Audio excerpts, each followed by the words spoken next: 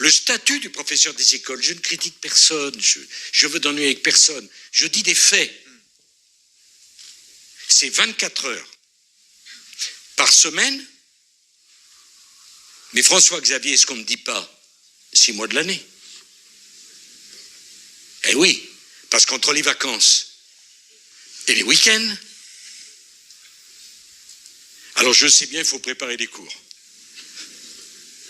Maternelle, grande section.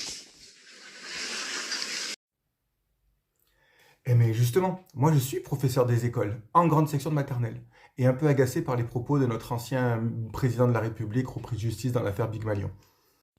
Et je suis aussi l'auteur de ce petit livre, Le travail hors la classe des professeurs des écoles, qui dit que les professeurs des écoles travaillent en moyenne 42 heures 53 minutes par semaine. Et de la même manière que les pompiers ne travaillent pas que les jours et des incendies, que Mbappé ne travaille pas que au moment des matchs, ou qu'Apolline de Malherbe ne travaille pas qu'au moment où elle fait des interviews sur BFM TV, eh ben on est dimanche et je travaille.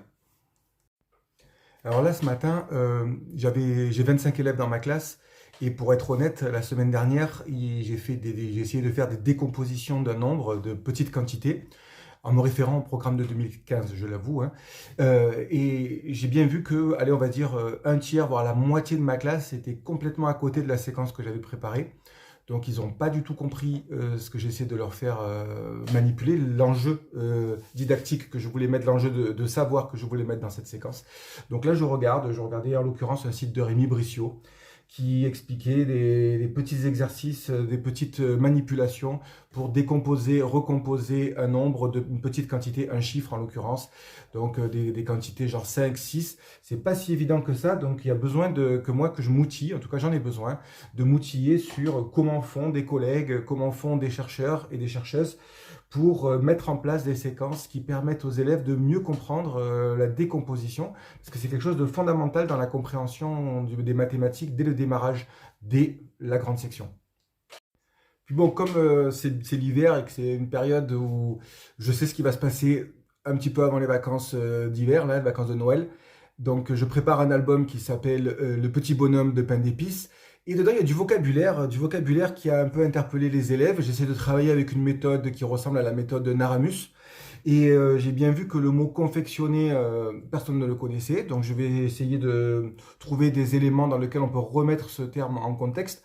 Mais surtout, il y a trois mots. Il y avait bondir, fugitif et franchir. Et du coup, je me suis dit, tiens, je vais essayer de préparer des séquences d'EPS. Parce que bondir, franchir, fugitif, essayer de trouver des jeux où on pourrait réinvestir ce vocabulaire-là pour mieux le maîtriser. Voilà, donc je fais des petites recherches. Et j'essaie de préparer mes séquences d'EPS. Et puis dans le petit bonhomme en pain d'épices, c'est un conte en randonnée, donc il y a des personnages qui se rajoutent comme ça. Et ce qui est intéressant aussi pour les enfants, c'est de voir la succession des personnages qui se rajoutent. Donc ben là, j'ai pris des images, hein, le cheval, le chat, le petit garçon, etc. Pour que les enfants aient des images à manipuler. Je vais les imprimer sur mon imprimante. Et puis je vais les plastifier avec ma plastifieuse. Et puis dans cet album, je prépare le moment où va arriver le renard. C'est l'événement.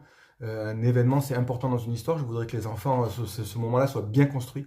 D'ailleurs, si vous êtes parent d'élèves des enfants de ma classe et que vous voyez cette vidéo, ne la montrez pas aux enfants. Ils ne savent pas encore qu'un renard va venir pour aider le petit bonhomme de pain d'épices à traverser la rivière et qu'il va le manger.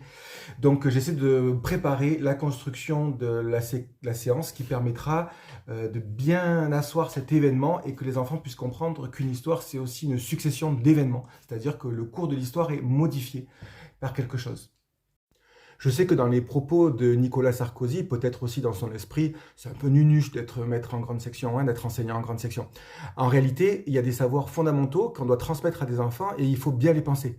Donc nous, on a un métier, on a une expertise et on sait, on apprend. Moi, c'est mon cas aujourd'hui, j'ai appris des choses en regardant le site de Rémi Brissot, mais on sait on a des savoirs, des savoir-faire qui nous permettent de mettre en place des moments, des séances d'apprentissage qui vont permettre aux enfants d'acquérir des nouveaux savoirs ou de les mettre en jeu et de les asseoir.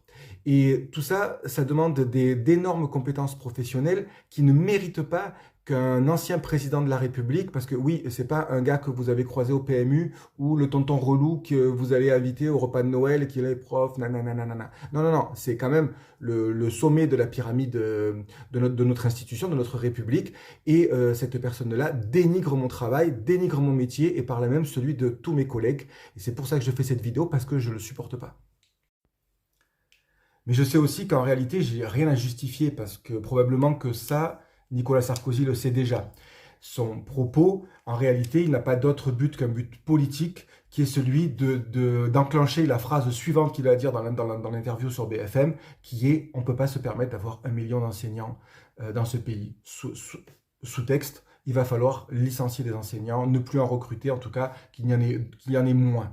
Mais le problème, c'est qu'il n'y aura pas moins d'enseignants pour les enfants de la bourgeoisie, pour les enfants de la classe de Nicolas Sarkozy. Il n'y aura pas moins d'enseignants, il n'y aura pas moins d'écoles pour eux. Il y aura moins d'écoles, une école de moins bonne qualité, avec moins d'enseignants, avec plus d'élèves par classe, avec moins de remplaçants, avec plus de personnel spécialisé pour les gosses des classes moyennes, des classes populaires, pour les enfants d'ouvriers, pour les enfants de paysans, pour les enfants des gens qui travaillent dans la grande distribution, pour les enfants des gens qui travaillent, qui conduisent des bus, qui nettoient nos villes, qui travaillent dans nos mairies. C'est pour nos enfants à nous qu'il y a moins d'écoles. Et donc, bien sûr, il ne peut pas le dire comme ça. Donc, il le justifie en disant, il y en a quand même trop parce que, regardez, franchement, on les paye un peu à rien foutre, non ?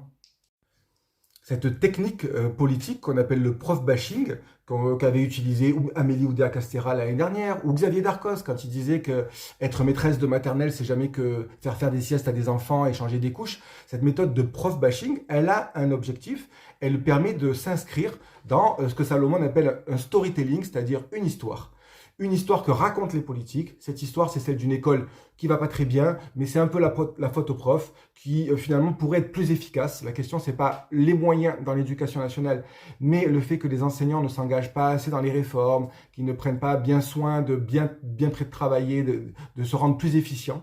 Et donc ça, c'est une histoire, c'est un storytelling qui a en réalité un autre objectif, c'est celui de masquer que les économies qu'on fait dans l'éducation nationale, les économies qu'on fait à l'hôpital, les économies qu'on fait dans la prévention, les économies qu'on fait je cherchais le nom, à France Travail, voilà, j'allais dire Pôle emploi, à NPE.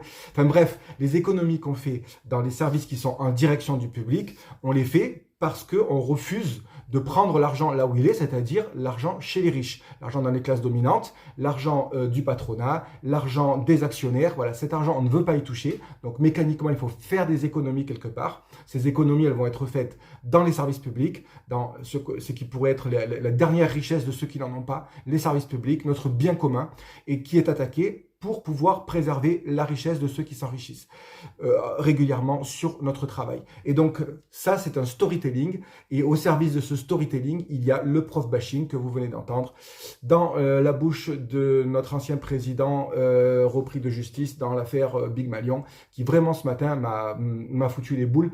Parce que je sais que ces propos, ils peuvent faire écho à certaines personnes. Peut-être qu'il y a des parents d'élèves d'ailleurs qui l'ont entendu et qui se disent « Ah ouais, c'est vrai, M. Grimaud, il glandouille quand même pas mal le dimanche ».